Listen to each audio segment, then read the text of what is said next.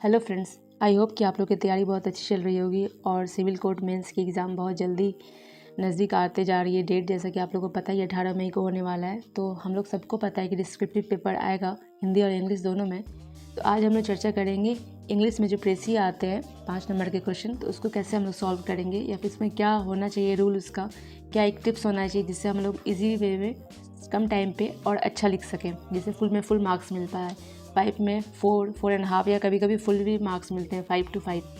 ठीक है, तो आज हम लोग चर्चा करते हैं। चलिए टिप्स उसका देखते हैं हम लोग। प्रेसी का कैसे लिखा जाता है, तो उसको हम जैसे हम लोग को पता है कि संक्षेपण उसको कहते हैं। जैसे हिंदी में पैसेज आएगा तो उसको संक्षेपण में करके आएगा, और जो इंग्लिश में आएगा उसको प्रेसी करके आएगा। तो उसका जो पहला टिप्स है उसको हम लोग जानेंगे कि उसका क्या होना चाहिए। जैसे कोई भी पैसेज दिया रहेगा तो हम लोग उस पैसेज को पहले तो केयरफुली हम लोग को पढ़ना है। ठीक है, उसमें उसका जो मेन जो जिस्ट होता है, जो मेन जिस्ट होगा, जो उसका मेन जो ऑथर उसमें इस टॉपिक में कहना चाह रहा है उस पैसेज को हम लोग को समझना पड़ेगा कि इस पैसेज का कहना क्या चाह रहा है, वो मेन उसका मोटिव क्या है पैसेज का। दूसरा कि हम लोग को उस पैसेज को जब हम लोग लिखेंगे, एलेबोरेट करेंगे अपने लैंग्वेज में, और तो उसका जो लैंग्वेज होगा बहुत सिंपल होना चाहिए और उसका अपनी लैंग्वेज में हम लोग लिखेंगे। सेम टू सेम उसमें नहीं उतार देना है कि जो लिखा हुआ है वही हम लोग कॉपी कर दिया, ऐसा नहीं लिखना है हम लोग उसको अपनी लैंग्वेज में लिखना है, उसको समराइज़ करना है पैसेज को यहाँ पे, और समराइज़ करना, और हम लोग उसका जो लैंग्वेज होना चाहिए ताकि जो कॉपी चेक करे उसको बहुत ईजी लगे, और ईजी में वो मतलब कोई टफ उसको ऐसा ना लगे कि पैसेज कुछ और है और हम लोग कुछ लैंग्वेज में लिख रहे हैं तो कुछ और टफ लैंग्वेज लिख दिए हैं, तो उसको दिक्कत हो जाएगा, फिर गुस्सा से इरिटेट हो गए, कभी हो सकता है कम नंबर भी दे दे।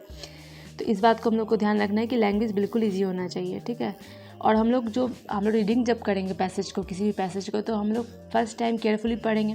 सेकेंड टाइम हम लोग क्या करेंगे, जो उसका मेन पॉइंट्स है, उसका जो मेन आइडिया है उसको हम लोग अंडरलाइन कर लेंगे कि क्या इसमें कहना चाह रहा है, ताकि हम लोग को जब पैसेज उसको लिखें शॉर्ट फॉर्म में, जब उसका छोटा सा समरी बनाए तो वो उसका जो मेन जो जिस्ट है वो उसमें ऑथर को, उसको एग्जामिनर को नज़र आना चाहिए कि हाँ ये जो मेन जिस्ट जो टॉपिक लिखा हुआ है, जिस टॉपिक के बारे में ये पूरा लिखा हुआ है पैसेज, वो इसमें इंक्लूड किया गया है। और ऐसा नहीं कि कुछ और लिखा हुआ है पैसेज में, कुछ और है, उसका मतलब कुछ और है, और हम लोग कुछ अपने लैंग्वेज में लिख रहे हैं तो कुछ और लिख रहे हैं, बस लाइन वर्ड वो सब यूज़ कर रहे हैं, लेकिन उसका मतलब ही कुछ और हो जा रहा है। लेकिन मतलब ऐसा नहीं होना चाहिए, मतलब उसी पैसेज का ही मतलब होना चाहिए, और वो भी बहुत शॉर्ट फॉर्म में और ईजी लैंग्वेज में।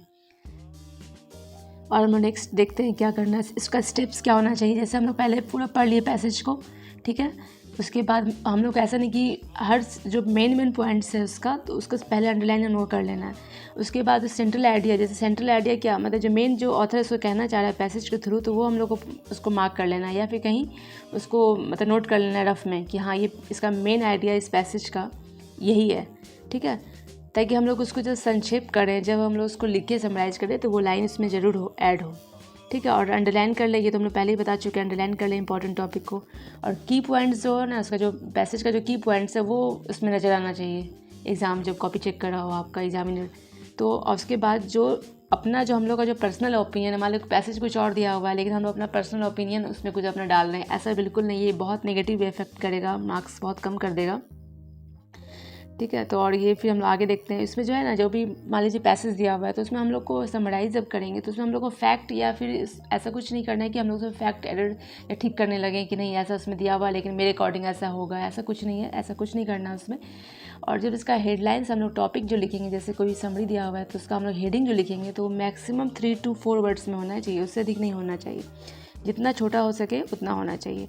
ठीक है, और जैसे कि आप लोग देख पा रहे होंगे स्क्रीन में कि इतना मेन हम लोग इतना बस इस टॉपिक पे हम लोग को बस ध्यान देना है। तो हम लोग का जो समरी करने का जो हम लोग का वहाँ पे एक जो लाइन जो हम लिखेंगे 2-3-4 लाइन में, वो बहुत ही अच्छा होगा। और जो क्वेश्चन जो 5 मार्क्स में एटलीस्ट 4 मार्क्स तो मिलना ही मिलना है, अगर इन सारे टॉपिक को अगर आप लोग ध्यान दे दिए तो।